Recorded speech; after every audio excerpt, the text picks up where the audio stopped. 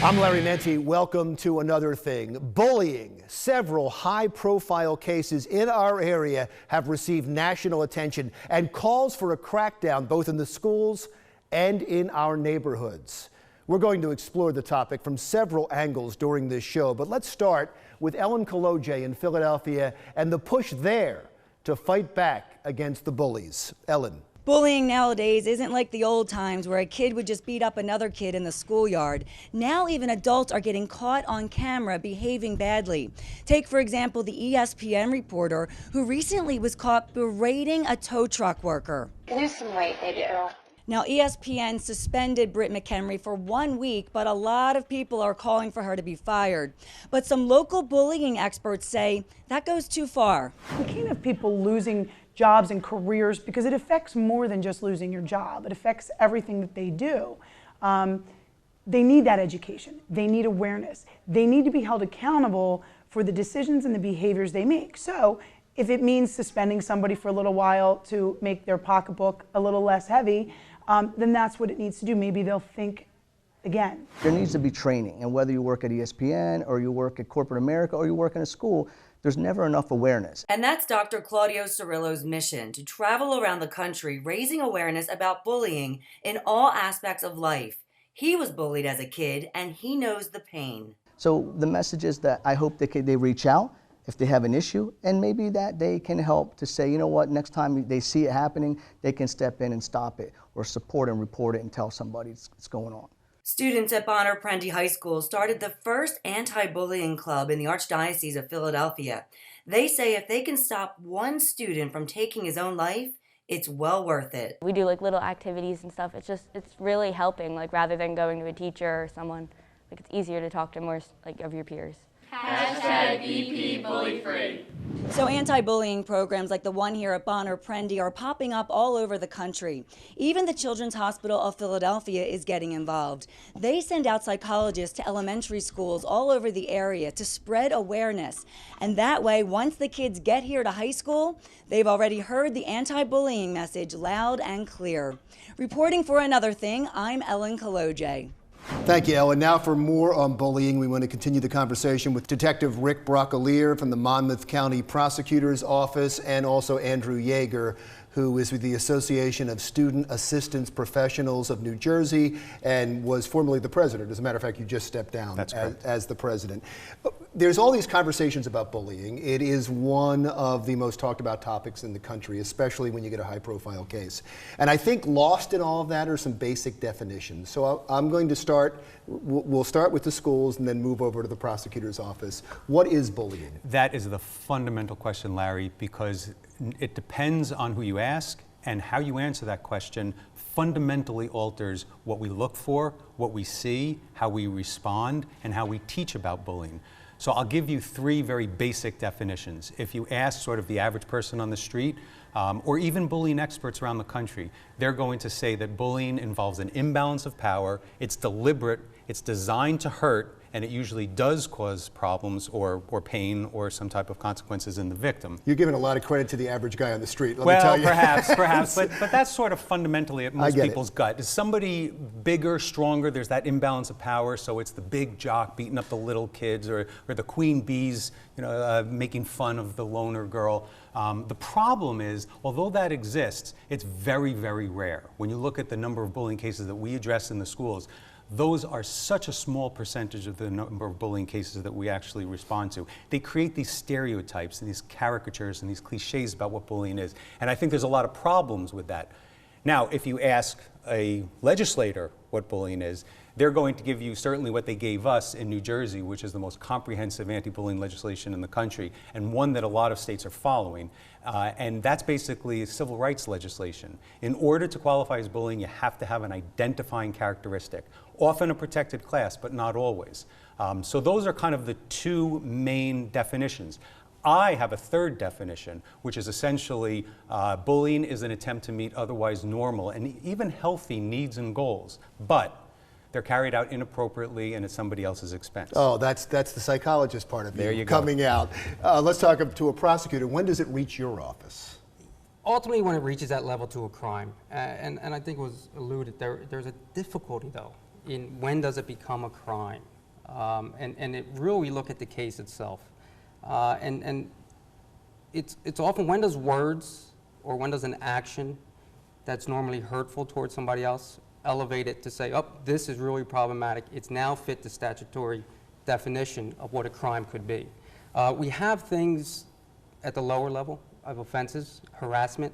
Doesn't give us a lot, though, in law enforcement to try to pursue that until it goes up to another level and we meet that threshold of what we refer to as a crime. Is enough being done?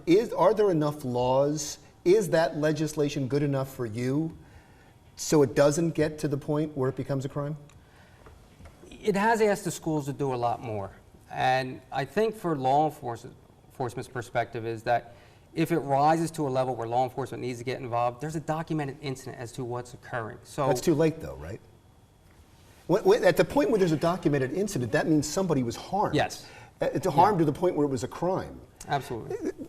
Is there a way you can get involved earlier? Well, again, a lot of reporting is happening to the schools themselves. They're not coming to law enforcement until, unfortunately, an incident has occurred that has risen to a level where we need to get involved. Should schools be getting you involved earlier? Not necessarily. Remember, getting back to the definitions, a lot of this depends on how we define bullying. When the average person thinks about bullying, they think about something that they read about in the paper, some egregious act, and people say, why did this not get addressed earlier? In those situations, it's very easy to look back and say, oh, we should have done this sooner. And whether it's a bullying situation or a suicide or even a substance abuse issue, you can always say, we should have gotten involved a little bit sooner. And that's instructive, and I think it's always important to focus on that. But again, the overwhelming majority of bullying situations don't rise to the level where a crime was committed. And let's remember, bullying is not against the law. Should it be? That's difficult. It really is. I mean, at what point does something you say that offends another person simply become a bullying incident? If it's constant and hurtful? I mean, I think you can quantify some of these things. I think you can qualify and quantify some of these terms. Yeah, I agree. I mean, when it's repetitive and it continues, as I mentioned, and depending on the nature and how it happened, we have some things we can lean on. Like I said earlier, there was a stalking statute that we can deal with. There's a really great one that the legislatures came up with that was approved in January of last year, 2014. It's called the Cyber Harassment Law, which is phenomenal. Based what we had in the past on just harassment, it's difficult for law enforcement to issue legal process, a subpoena, and other things. But what the cyber harassment has allowed is moved it up from a disorderly persons offense to a fourth-degree crime. Now, with that, law enforcement can go ahead and issue certain things that allow us to try to get information and track down the offender, the person who's made that posting or comments online. Sadly, though, technology has allowed for people to communicate anonymously today.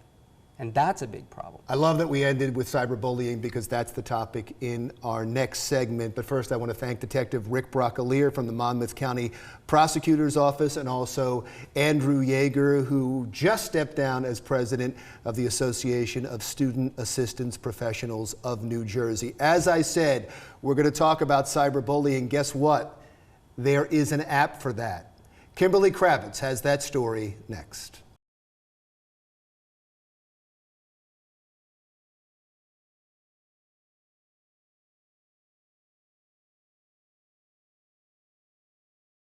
Welcome back to Another Thing. I'm Larry Mendte. We just talked about cyberbullying, bullies taking to Facebook, to Instagram, and other social media sites to shame, to embarrass, and to ridicule their victims. Now there is a company trying to defeat that kind of bullying at its source with a brand new phone app. Kimberly Kravitz, reporting for Another Thing, tells us the app was inspired by a recent case that ended in tragedy. Amanda Todd, a victim of cyberbullying, shared her story on YouTube just a month before she took her own life. She narrated her story on YouTube, showing that she resorted to self-harm, drugs, and alcohol use to try to silence the pain she endured as a result of cyberbullying. One man who remains anonymous is responsible for Amanda Todd's suicide. He led Amanda, a vulnerable teenage girl, to believe he cared for her and convinced her to send him a nude photo. Little did Amanda know that he would eventually blast that nude picture out for the public to see.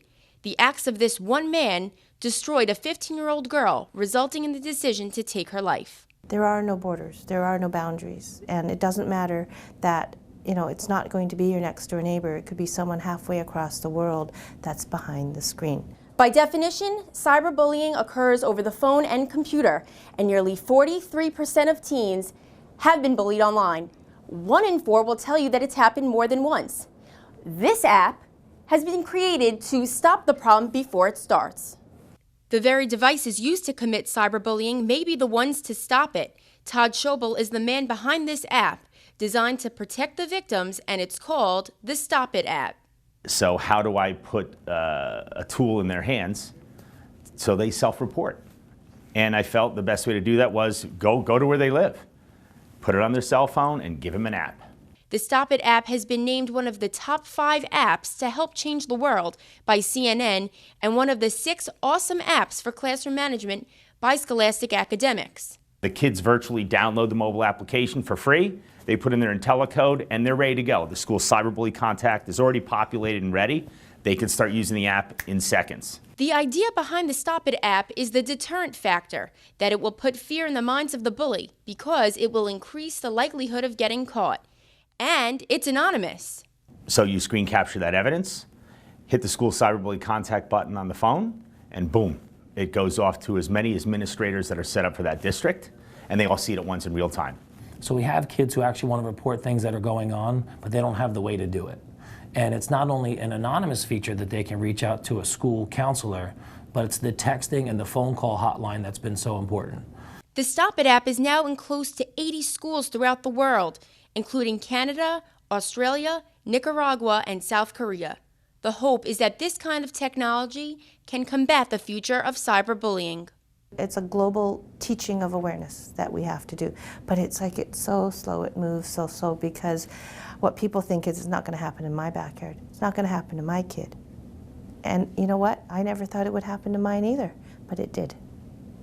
If you or someone you know is in need of help, call the Kids Helpline, 1-800-668-6868. And for more information on Amanda Todd, log on to www.amandatoddlegacy.org. In Somerset County, I'm Kimberly Kravitz. All right, thank you, Kimberly. To continue our conversation now on bullying, we want to bring in Kathleen Hopkins, who is a reporter for the Asbury Park Press and APP.com, who broke just a horrific story about bullying. Can you give us the details? Sure. The story I broke was about a young man named Parker Drake. He's 19 years old. He's autistic. He has diabetes. He has Tourette's syndrome and some other disabilities, learning disabilities. And on February 25th, which was during the winter cold snap, 2 young men that he knew previously from high school called him up and said, "Hey, Parker, we'll give you $20 and 2 packs of cigarettes if you'll go into the ocean and stay in there for a minute." So Parker So this was in February, so it was frigid water. It was 30 degrees. The ocean temperature Below was 30 freezing, degrees, yeah. So apparently it was the temperature that if you stayed in for any length of time, you would probably die of hypothermia. And so Parker, being easily swayed, he went along with them. And it wasn't just going into the ocean for a minute. The pair took him down the jetty and told him to jump off the jetty, and he did. And he was pretty far out in the ocean, and he was struggling to... Could he swim? He can swim, but he was struggling. He was gasping for air. He says he doesn't know how he made it back. And they videotaped all this, and we can show some of the videotape. They videotaped it, yes, and they were cheering and laughing in the background as they're videotaping it. They were saying polar plunge and things like that. They were just laughing. What was the harm to him? Well, for one, he's diabetic and he wears an insulin pump. And while he was in the ocean, the pump froze. So his mother believes he could have died that day. And she wanted charges brought against them. She did, The yes. 2 kids. And what happened? Well, she went to the police and they said they were going to investigate. And then they got back to her and said, we're not going to charge them. So there's videotape of this incident, of them knowing that he was autistic and diabetic, having him jump in, there was harm done to him, he could have died, and so they have the evidence right there, and they couldn't find anything to charge him with? Well, what the prosecutor said was that they couldn't find a crime that fit this behavior. One of the problems... Reckless endangerment? That's just off the top of my head. Assault? Well, the problem with assault is that Parker jumped in on his own volition, and he is an adult. If he were under 18, if he were a child, they could have charged these two probably with child endangerment. So the autism doesn't play into his own volition, them saying that he didn't have the mental capacity to make the choice for himself? Apparently not under the law. Now, the mother has filed complaints herself, charging these two men with endangering the welfare of a mentally incompetent person. That is only a disorderly person's offense. It's not a crime. And they're to be in court later this month in April. You met Parker. Yes. Tell me about him. Oh, Parker's a sweet young man. He's just a very sweet, gentle person, and nobody deserves this kind of treatment. Yeah, I'm sure he just jumped in because he wanted friends. He wanted to be accepted. That's exactly what his mother says. And thank you so much. Please come back, especially when the legislation goes through. Thank you. We'd love to follow the story. I'll be happy to. And Thank maybe you. and talk to Parker or his mom. We'd love to have them in as well, especially to push for the legislation. Right. I'll mention that to them. Thank you so much. Kathleen Hopkins, who broke the story, an important story for the Asbury Park Press. When we come back, did you know that your pet may not need all of the vaccinations they get? If you have the right food on board and good digestion, then you're going to have good health.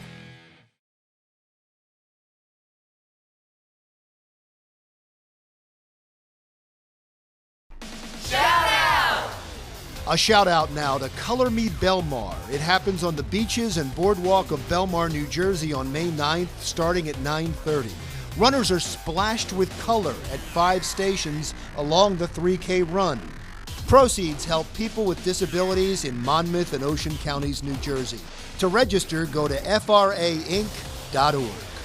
If you have a shout out you'd like to share with us, go to our website at www.anotherthing.tv. Hi, Dawn Stensland Mendte. We all love our dogs and our cats. Our pets are part of our family. So it's concerning that there is a rise right now in diseases like diabetes and obesity among our littlest family members. And they can't tell us what's wrong. I found one animal doctor who can give them a voice and tell us exactly what they need. Dr. Judy Morgan loves her furry patients. She's a veterinarian on a mission to educate people on holistic pet healing. Why? The pet food industry in America is really awful, and the ingredients that they are allowed to put in pet food are things that are waste products from the human food industry, and a lot of the things are actually toxic. Dr. Judy does webinars like this one to teach pet parents, as she calls them, how to cook for our dogs and cats. Recipes loaded with meats and veggies. What happens is the first ingredient might say chicken, but then the next 6 to 8 ingredients might be different derivatives of corn. So it could be corn husk, corn gluten, corn, they even use high fructose corn syrup. And so then you can have wheat and soy and barley and other grains thrown in there. So when you actually look at the percentage of meat that's in the product, it may be as low as 10%. Dr. Judy says the labels on pet foods are not regulated as strictly by the government as human foods. So buyer beware. Don't be fooled by organic labeling. Don't be fooled by premium, choice, natural, holistic. None of those terms are defined in pet food. Her latest book, From Needles to Natural, is a step-by-step guide on how to keep our pets healthier through prevention of diseases. Dr. Judy believes in acupuncture and herbal remedies.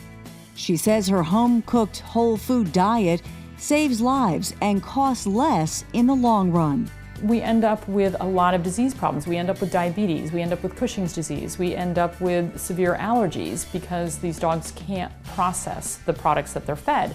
They also become obese because they don't really know how to process the carbohydrates very well. After 3 decades of researching and treating pets, this animal advocate says we can all benefit from home-cooked whole foods and a healthier, balanced diet. Food is the foundation of life, and so if you have the right food on board and good digestion, then you're going to have good health. So it's important to know the right questions to ask and do your homework. Read those labels and don't always trust the big bold promises on the front of the container.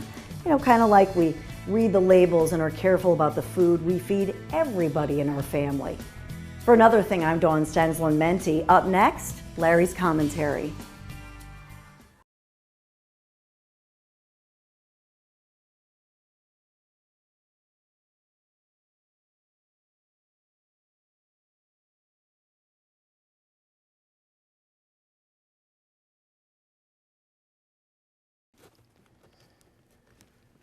You know what the #1 record is of all time?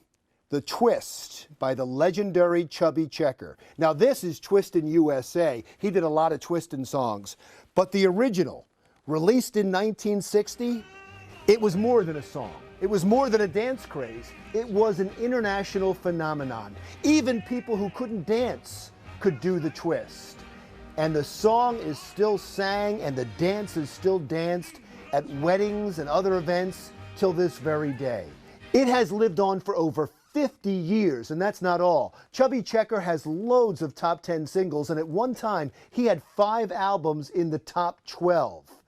The record, Let's Twist Again, was the first record ever to go platinum, and it won the very first Grammy for rock and roll recording. Chubby Checker was the first rock and roll artist to perform at halftime at the Super Bowl.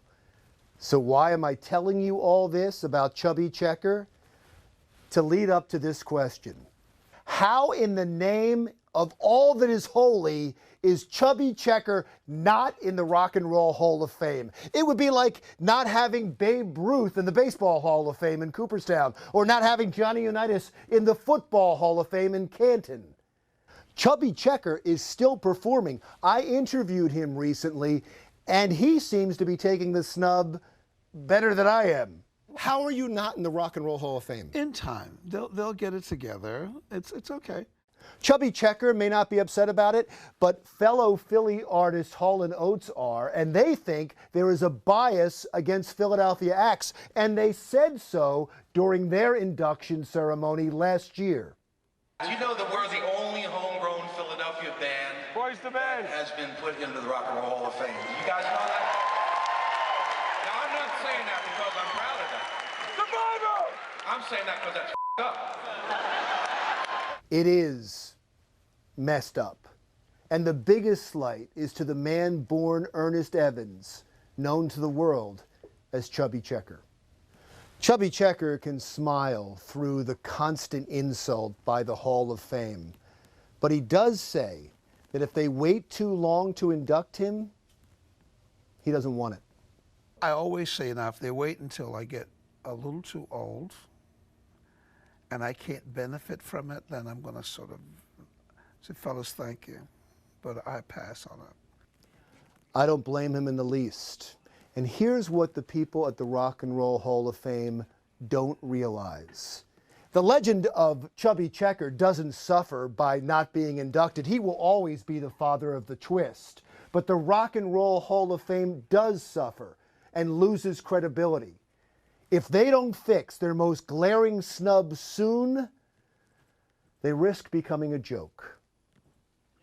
I'm Larry Mendte. See you next week.